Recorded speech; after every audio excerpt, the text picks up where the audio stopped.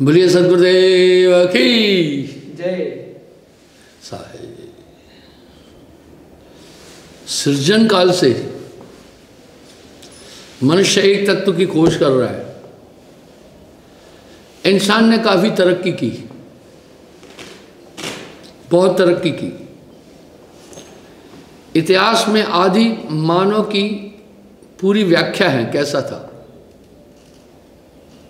लेकिन एक चीज पर हम सब सहमति नहीं बना सके, वो है ईश्वरवाद। इसमें अनंतवाद आया। ईश्वर तत्व पर अनंतवाद का एक कारण है। आज भी ये स्थिति है कि हम धर्म के नाम पर, जाति के नाम पर, वर्ण के और वर्ग के नाम पर लड़ते हैं। ये मानव इस पर एक मत नहीं हो सका।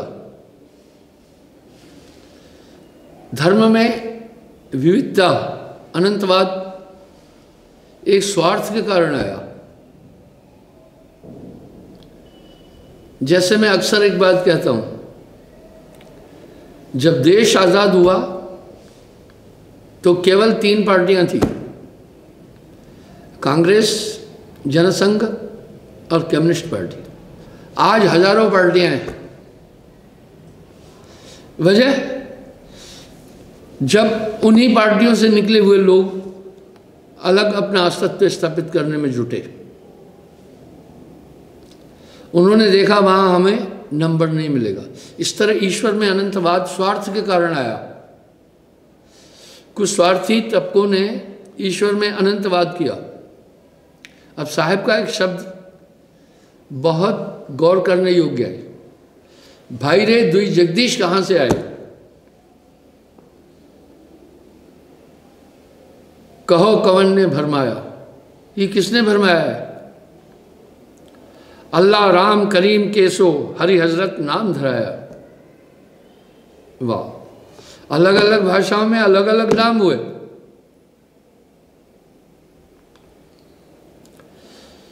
इसलिए आदमी भ्रमित हुआ। आज एक धर्म अपने को स्थापित करने के लिए दूसरे धर्म का नाश करना चाह रहा है। देखिए ये धर्म की विविधता कितना बड़ा विनाश लाई। ये बहुत बड़ा विनाश लाई। गहना एक कनक ते गहना, ज्ञान में भाव न दूजा, इनमें भाव न दूजा। बिल्कुल ठीक है। जितने भी सोने के आभूषण हैं उनमें पहला एक धातु सोना है। जैसे मिट्टी है, उसी मिट्टी से घड़ा बनाया, वो पुल्लिंग हुआ, उसी से सुराही बनाई, वो स्त्रीलिंग हुई, उसी से दिए जलाए, दिए बनाए, माटी एक ही थी। कहन सुनन को दुई कर थापिन, एक नमाज एक पूजा। कबीर साहब के टाइम पर ईसाइयत नहीं थी भारत में। 2 धर्म 2 जात 2 दीन मनाओ, झगड़ा डाल जगत उलझाओ। ये निरंजन का खेल है। कई बार मैं एक हवाला पहले दे चुका हूं, एलेक्जेंडर का, राष्ट्रपति रीगन के पीए। बहुत सही कह रहे हैं। मुझे यूं लगता है हम सब पृथ्वी पर रहने वाले लोग किसी शैतानी ताकत के हाथ में हैं। वाह, कितना प्यारा कहा। मुझे यूं लगता है हम सब पृथ्वी पर रहने वाले लोग किसी शैतानी ताकत के हाथ में। उस शैतानी ताकत में इतनी ताकत है, हमसे, हम सबसे जो करवाना चाहे कराती है। उस शैतानी ताकत में ऐसी ताकत है कि एक साथ हम सब धरती पर रहने वाले लोगों का दिमाग डाइवर्ट कर सकती है एक साथ। मुझे यूं लगता है इस समय वो शैतानी ताकत हम सबको विनाश की तरफ ले जा रही है। बिल्कुल जो उन्होंने कहा आज से 30 साल पहले बड़ा सार्थक था। इसी तरह साहब अब क्या कह रहे हैं, अगर अलेक्जेंडर ने ये अपनी तरफ से कहा है तो बहुत बढ़िया है, तो बहुत बढ़िया है, वरन ये साहब की नकल हो सकती है। 620 साल पहले साहब बोल के गए, सयाद के काबू में सब जीव बेचारे। आप कंपेयर करो दोनों चीज़ों को। साहब की कह रहे हैं सयाद के काबू में सब जीव बेचारे। मैं आपको एक उदाहरण देना चाहता हूँ। प्रूफ ऑफ हेवन बुक है,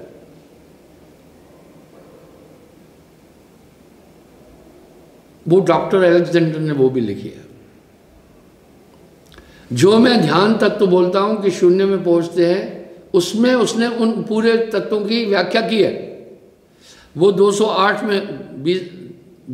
में, मैं तो ये 1970 से कहता आ रहा हूं। सेम डिटो कॉपी उसमें रख दिए कि मैं कामा में चला गया था। इस तरह यदि आप मेरी प्रीचिंग की तरफ ध्यान देंगे तो आपको ये डिटेल पूरी मिल जाएगी उसमें पहले से ही।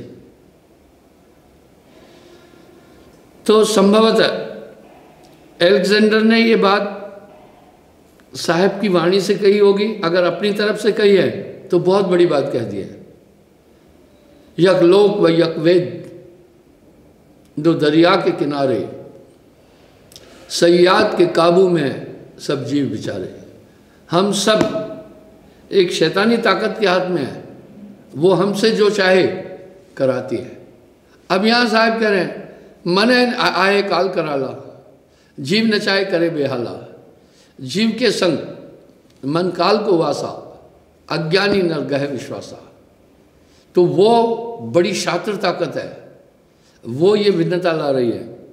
हम सब शास्त्रों में पढ़ते भी है, सब में एक आत्मा है, हम सब ईश्वर की संतान है और अपराध से बचना है, लेकिन अंदर ही तो ये सब भरे पड़े हैं ना। काम, क्रोध, लोभ, मोह, अहंकार, इतनी विभत्स ताकतें हमारे अंदर किसने छोड़ी? हम सब सिद्धांत रूप से ये स्वीकार कर रहे हैं कि हम सब बंधन में हैं। भाई कोई अपने बच्चे को बांधता नहीं है, बच्चे के खुशहाली के लिए ही माता पिता काम करते हैं। ये कौन सी ताकत है जो हम सबको इस तरह से आबाद करके रखी हुई है? तो साहब फिर ये कह रहे हैं, यह संसार काल है राजा, यहाँ कर्म का जाल पसारा, जस नट मरकट को दुख दे, नाना नाच नचावन ले, जीव के संग मन काल को वासा, अज्ञानी नर गए। वो अंदर से अपनी तरंगों से पूरे काम कर रहा है, उसके स्वरूप को कोई समझ नहीं पा रहा है। फिर साहब यहाँ कह रहे हैं, मन तरंग में जगत भुलाना। वो तरंगें अत्यंत सूक्ष्म है। जैसे मोबाइल में आपके पास साउंड पहुँचती है, लहरें, तरंगें आती है, वेब आती है, अंदर डिकोड हो जाती है, लेकिन आते नहीं दिख रही है, बस वो तो आ रही है। इस प्रकार ये भावनाएं कहाँ से आ रही है, ये इंसान नहीं समझ रहा है। वो सोच रहा है ये इच्छाएं, ये कल्पनाएं मेरी अपनी है, जबकि आत्मा के विवरण में ये बात साफ है, आत्मा संकल्प विकल्प से परे है, आत्मा मन बुद्धि चित्त अहंकार से भी परे है। इसका मतलब है बड़ा झंझट है। साहब कह रहे हैं, संतोष जग में घट में झगड़ा भारी, इस शरीर में झगड़ा है। पांच सखी प्यूं प्यूं करते हैं, भोजन चाहत न्यारी न्यारी। वाह, पांचों इंद्रियां अपना अपना स्वार्थ रखती हैं, अलग अलग चीज़ चाहती हैं, और काम क्रोध मद लोभ मिल सब या तन में करे ठकुराई। इसका मतलब यह है कि हमारे अंदर ऐसी विरोधी शक्तियां रह रही है जो हमें हमेशा संसार के बंधनों में बांधे रखना चाहती है।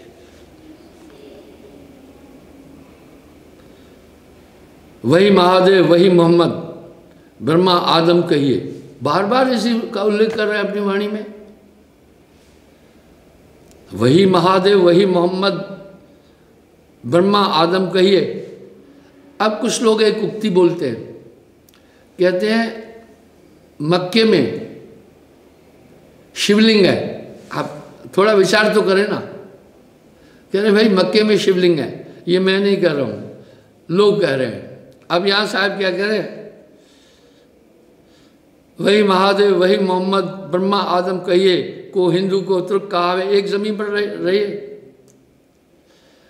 फिर यहाँ साहब एक बात और बोल रहे हैं, बड़ी जबरदस्त बोल रहे हैं, ये सब अंतर किसी ने किया है। भाई रे दुई जगदीश कहाँ से आई, कहो कौन ये भरमाया।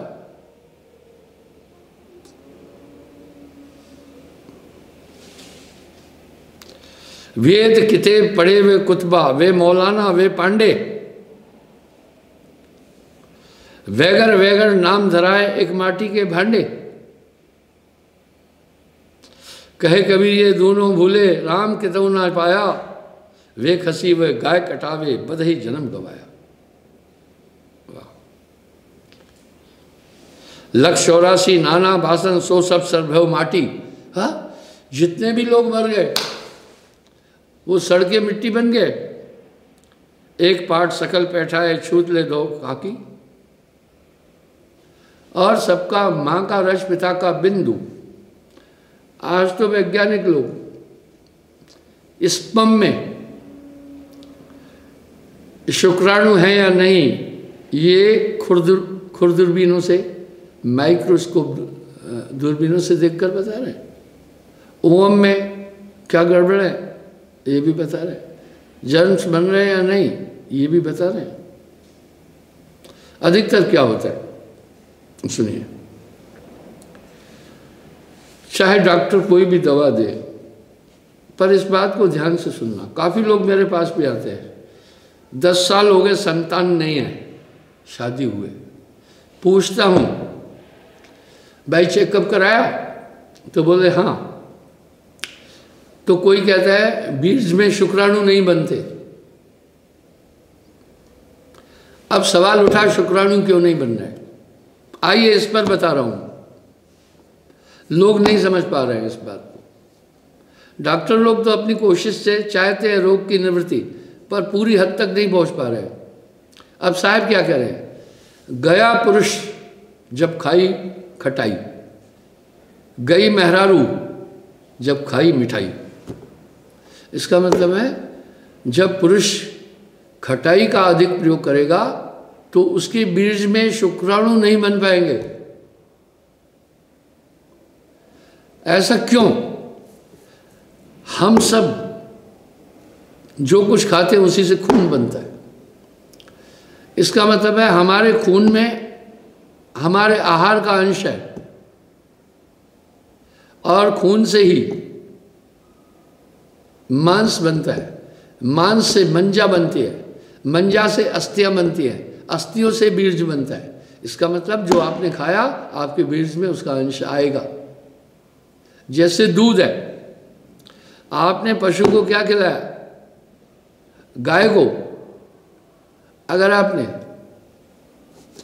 चटाला और सरफ घास खिलाया दूध पतला हो जाएगा और दूध के अंदर वो स्वाद आएगा।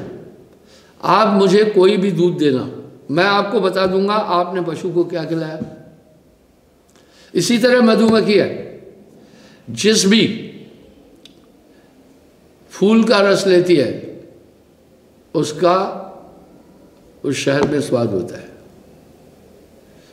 एक आदमी मेरे पास शहद लाया, मुझे कहा गुरुजी ये बहुत अच्छी शहद है, दुर्लभ है। जब मैंने शहद थोड़ी खाई मुझे कड़वी लगी। पहले तो मीठी लगी, शहद मीठी होती है, पर उसमें मुझे कड़वापन भी लगा। बोला गुरुजी ये नीम के फूल जब आते हैं मधुमक्खियों ने ये शहद तब बनाई है, इसलिए बहुत गुणकारी है, ये नीम की शहद है। एक आदमी था, वो दूध 30 रुपए किलो बेचता था, उसका भाई 35 रुपए किलो बेच रहा था। संयोग था दोनों मेरे शिष्य थे। मैंने उससे पूछा भाई, किसी ने मुझे कहा ये 30 रुपये बेचता है, भाई इसका ये 35 रुपये बेचता है। मैंने कहा 35 रुपये बेचते हो, आपका भाई 30 रुपये बेचता है, क्या वजह है? क्या तुम्हारा भाई दूध में पानी मिलाता है? बोला नहीं गुरुजी, हम आपके हैं, पानी पूनी वो भी नहीं मिलाता है, मैं भी नहीं मिलाता हूँ। फिर क्या है? बोला मेरा भाई पशुओं को सिर्फ चटाला, हरी घास, चारा ये खिलाता है, मैं इसको खल, बाकी ऐसी चीज़ें, अनाज ये देता हूँ। गुरुजी आप मेरे भाई का दूध पीकर देखना, आखिरी में चटाले का स्वाद लगेगा, मेरा दूध पीकर देखना, अनाज की मिठास मिलेगी। वाह! तो कहने का मतलब है, गया मर्द जब खाई खटाई, जब आदमी खटाई खाता है तो शुक्राणु उस खटाई में नहीं पनप पाते हैं, वो मर जाते हैं, उनकी ग्रोथ नहीं होती है। इसी तरह गई औरत जब खाई मिठाई, जब औरत अधिक मिठाई और चावल खाएगी ज़्यादा, संकरा की मात्रा बढ़ेगी तो उसके डिम्स नहीं बन पाएंगे, इसलिए वो संतान उत्पत्ति के काबिल नहीं रहेगी। अगर दोनों में से एक को नुक्स है तभी भी संतान नहीं होगी, इसलिए डॉक्टर चेक करते हैं। तो कहने का मतलब है, जैसा जल परमाने माछली पर परमाने बुद्ध, जाको जैसा गुरु मिला ताकि तैसी शुद्ध। जिसको बचपन से जो दिशा मिली उसने वो पकड़ी। कुछ हमारे देश में पहले धर्म की शिक्षा गुरुकुलों में चलती थी, बहुत लाभ था, इसलिए लोग धर्मिष्ठ थे, वो जानते थे। पहले उनको बेसिक शिक्षा यही मिलती थी गुरुकुलों में, कृताकृत, धर्म अधर्म, पाप पुण्य, ये पढ़ाया जाता था, इसलिए लोग धर्मिष्ठ थे। आज एक सर्वे में आया, केवल 4-5% लोग मंदिर में जाते हैं, अधिक नहीं।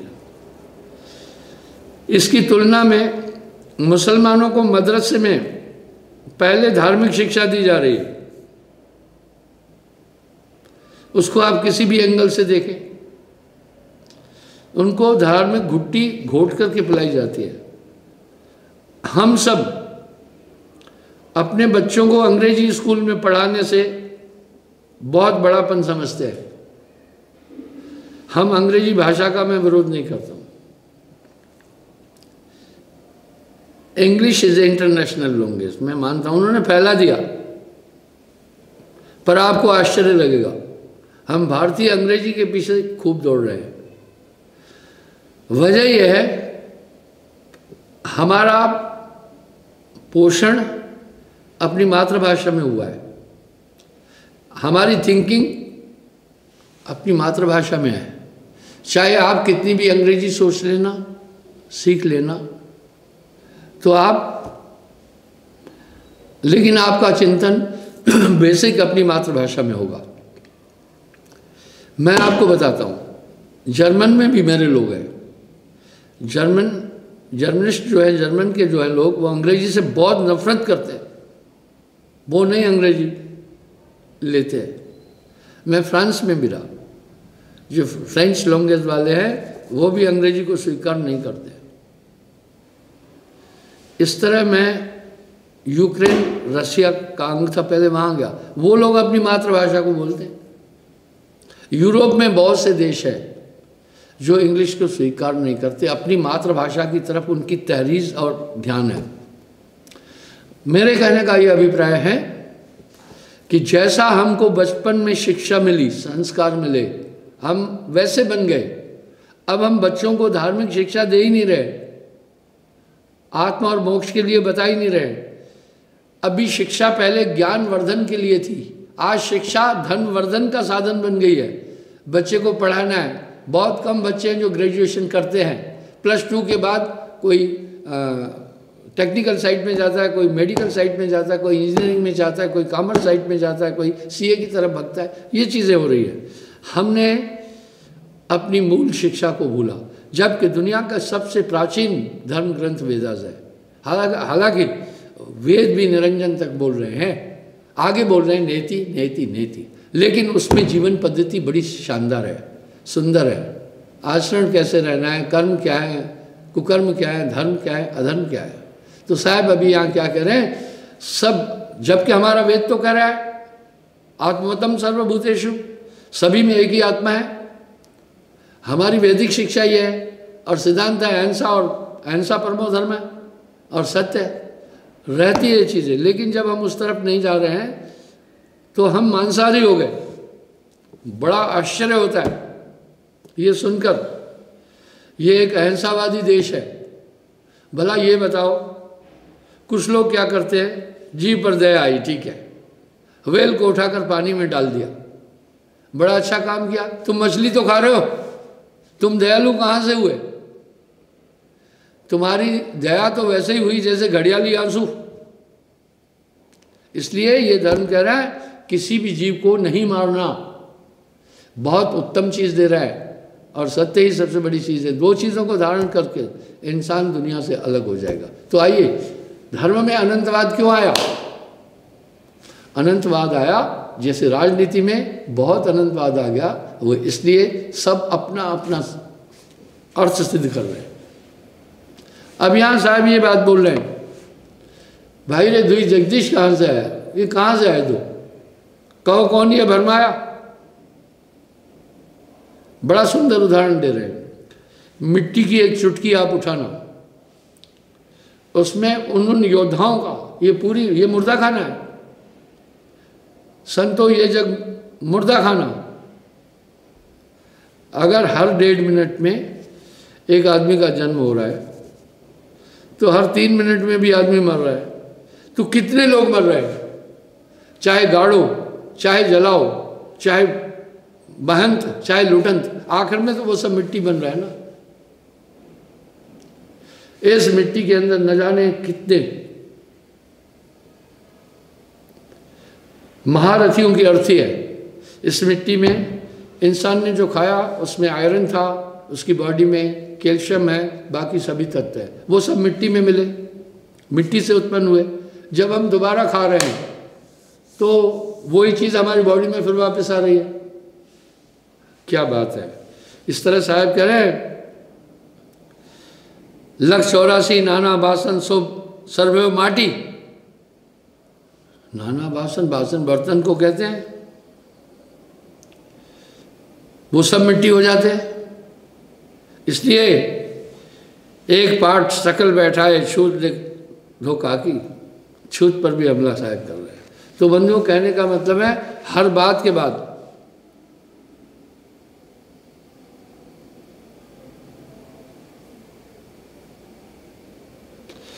हर बात पर कह रहे हैं, कहत कबीर सुनो भाई साधो,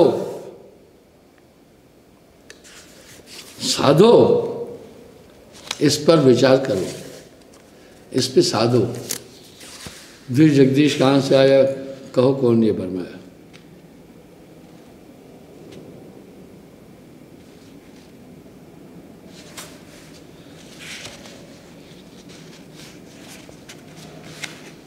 साहब की वाणी कॉशनरी है, चेतन करने वाली है।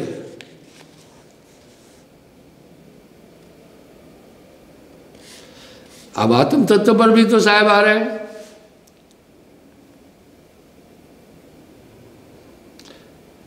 ऐसो जोगिया बदकर्मी जाके गगन आकाश न धरनी। ये जीवात्मा के अंदर पांचों तत्व भी नहीं है।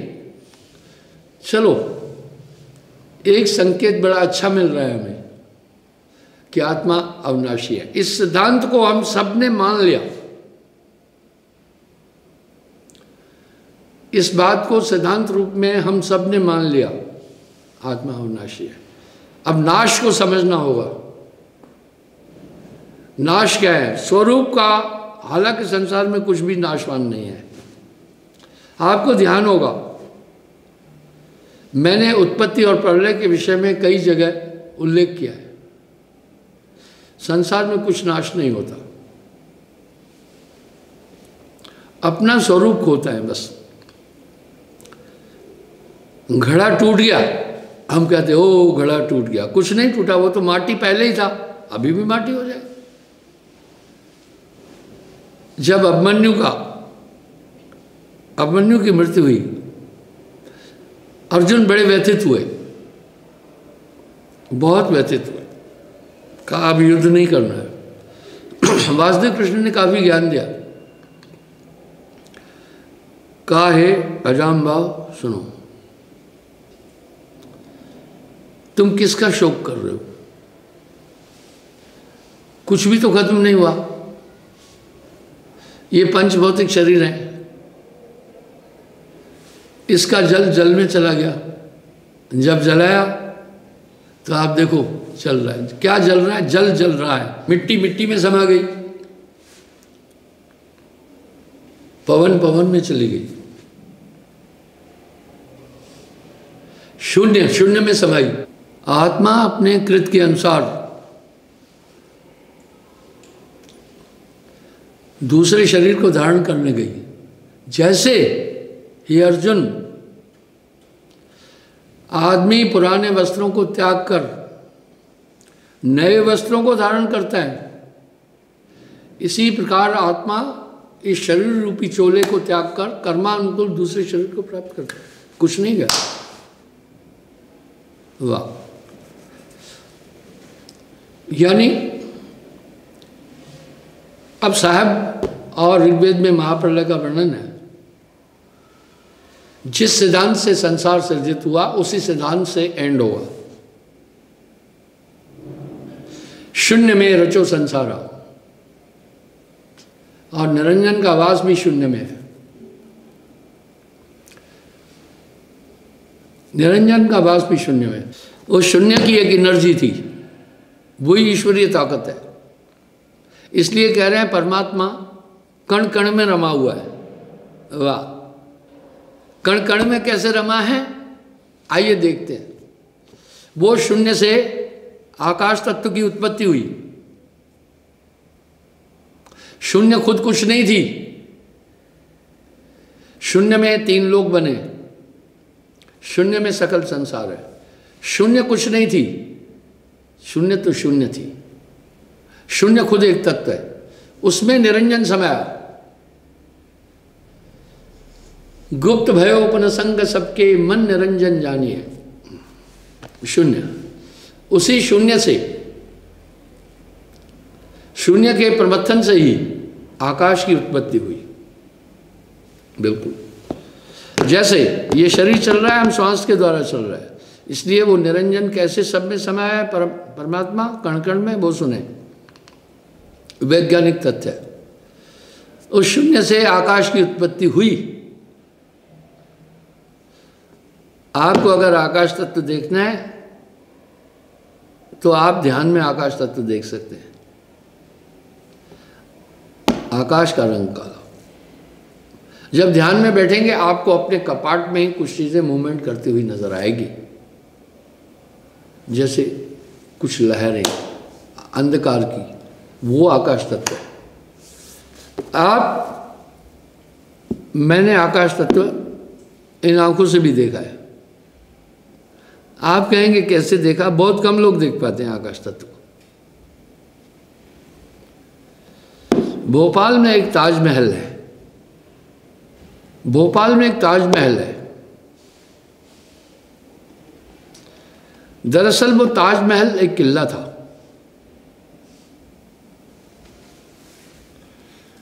उसमें नवाबी सेनाएं रहती थी।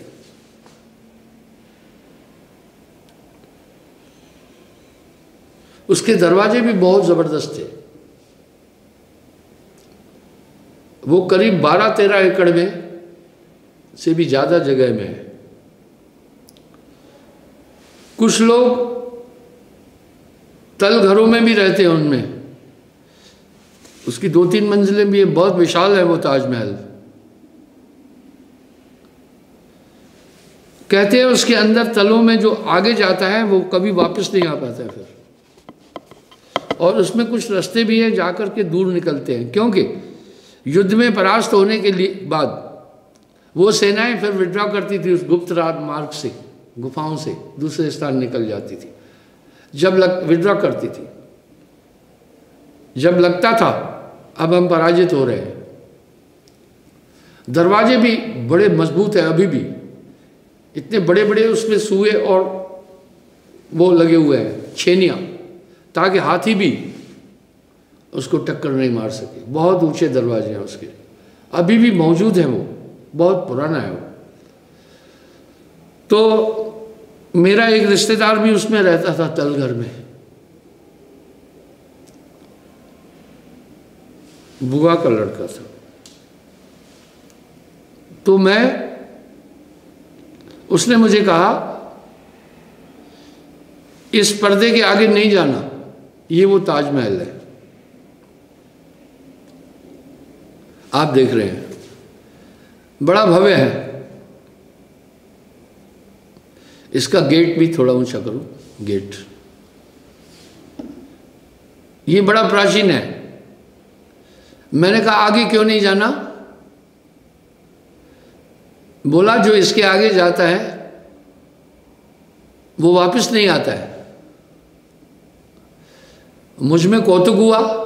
आप देखें गेट भी कैसे है, ये इतना विशाल है कि आगरा के काफ़ी ताजमहल इसमें आएंगे। आप गेट को भी देख रहे हैं।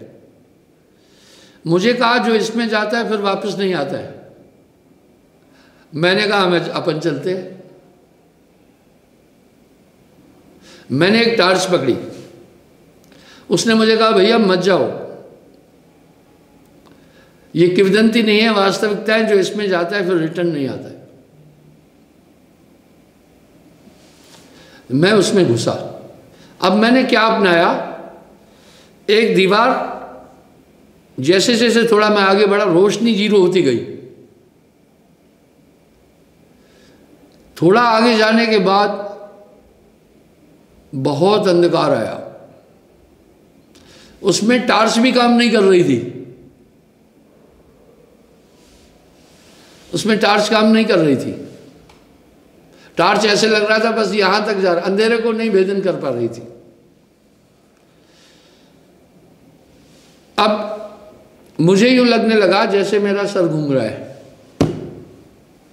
अंधकार की एक वृत्ति होती है। टार्च जैसे बंद किया तो मुझे कुछ ऐसी ही तरंगे, अंधकार, घोर अंधकार लगा, जहां 0% रोशनी थी। मैं 3-4 मोड़ मुड़ा था। आप मानेंगे वहां ब्रेन काम करना बंद कर दिया था। अब मैं वहां समझ गया कि यहां से वापस इंसान क्यों नहीं आता है। कोई नहीं उस वहां तक, कहते वो उसके अंदर जो गुफा है काफी दूर तक जाती है।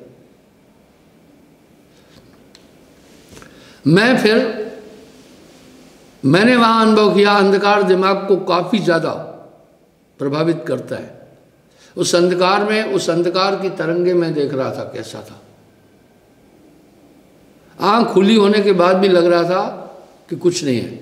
आंख बंद करने के बाद थोड़ा सा मुझे सुकून मिल रहा था। आंख खुले होने में बहुत ज़्यादा वो लग रहा था। मैं उसी सिद्धांत से फिर वापस आया। मैं कहा नहीं, आगे नहीं जाना है, आगे बड़ा खतरा है। तो वो अंधकार एक तत्व है। किसी को शंका है तो वहां जाकर आजमा कर देख ले। तो बंधुओं, हालांकि अभी गवर्नमेंट ने उसको बंद कर दिया है। तो बंधुओं, अंधकार एक तत्व है। उसी अंधकार से ही वायु उत्पन्न हुई।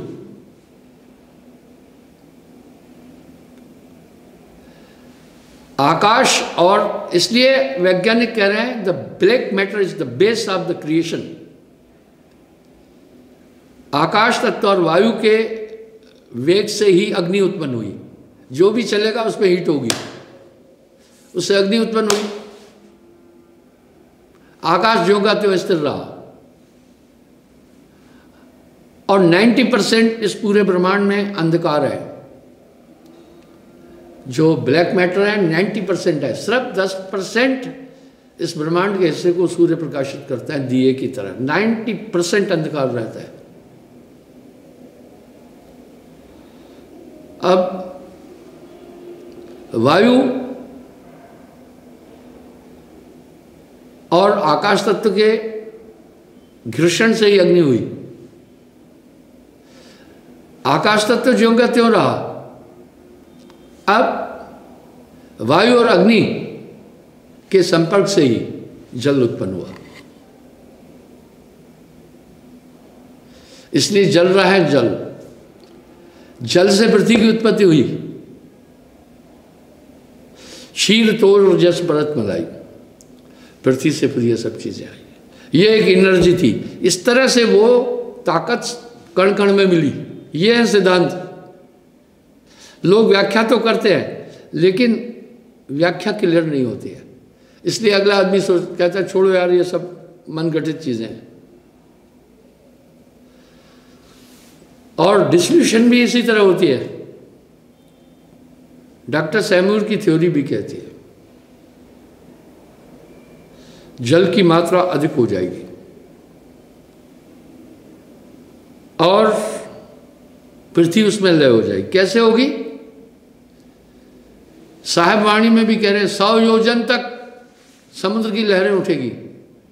आप देखते हैं ना, अभी छोटी छोटी लहरें आती हैं तो नाश हो जाता है पूरा, बहुत नुकसान होता है, जल ही जल रह जाएगा। अब जल क्या होगा? जितने भी सूर्य के इर्द गिर्द ग्रह हैं सब अवरुद्ध चलने लगेंगे।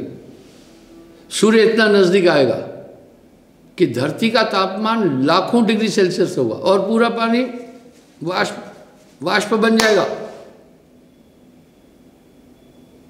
ऋग्वेद में भी उल्लेख है।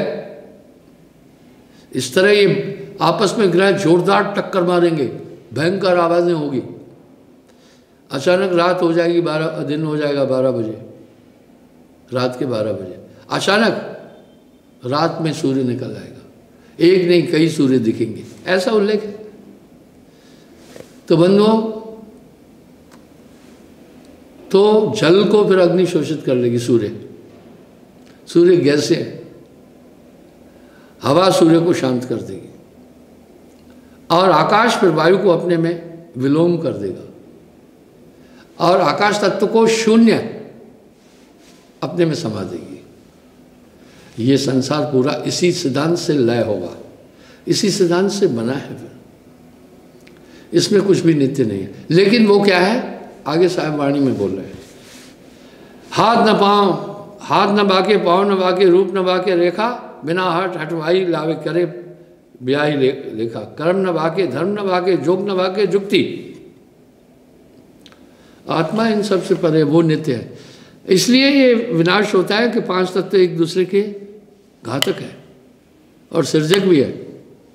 इसलिए आत्मा 5 तत्व नहीं है, इसलिए वो अजर है, अमर है।